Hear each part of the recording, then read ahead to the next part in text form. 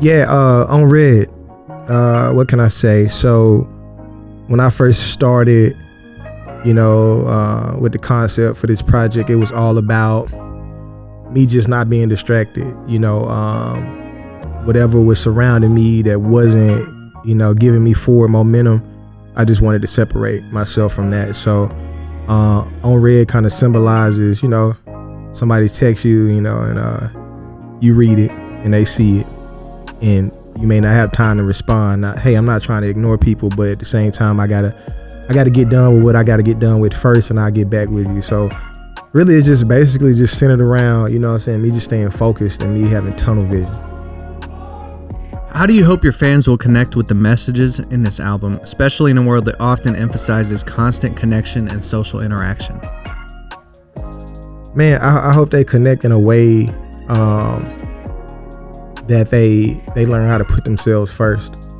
And it's crazy. Like, I want to say in a selfish way and also in an unselfish way, but putting yourself, first is, I think, is going to allow people to,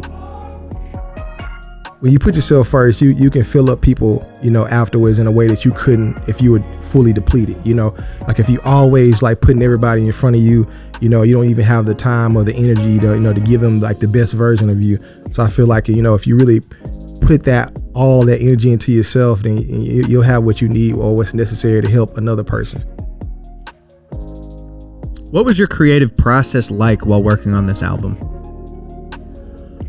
What was my creative process? So one thing, man, not the first time, but I would say, man, about 93.4% of this, I decided to just freestyle the album. I wrote a little bit, but for the most part, I just got in the booth, and for me, it was a trust process that I wanted to go through. I kind of overthink a lot of the stuff that I do, and I'm really hard on myself when it comes to lyricism and bars and just putting everything together. But for this, I wanted to say, like a lot of that stuff I like it's always the first take, and I always go back to it. So this time I'm gonna just trust myself, and I'm gonna let whatever comes out just be what it is. And I like it, and I figure if I like it, we will find, 10 million other people who like the same thing. So yeah. If I gotta pick one, it's hard because they all like kind of in the same vein. I mean, obviously, because I put them together on an EP. But for me right now, it changes. But right now, I would just say leave me alone, because I always been like a people pleaser my whole life, and I always wanted to make sure everybody else was cool around me at the expense of myself. So I think leave me alone, because that's in the most polite way I can say it, just like, let me handle my business right now. I get back to you, you know what I'm saying? If you can't respect that, I understand. I still love you, but I got to take care of me first. I just want to say, man, if you are looking to reinvest in yourself, like this year, like I know it's the beginning of the year and everybody like, new body, new me and all that. I mean, it's kind of the album for you. It's kind of the EP for you. I think that you can take this and you can integrate it into your everyday life, your morning routines, your working out, your organizing, or whatever goal that you guys set that you're trying to accomplish. I think this will to help.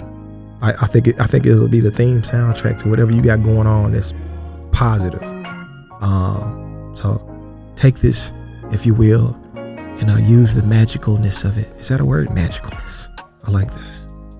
Yeah, magicalness. Gotta whisper it. On Red, out right now on all streaming platforms. Make sure you hit dear-silas.com. Get you some merch, if you will. And I'm coming to a city near you real soon to perform live. Peace out.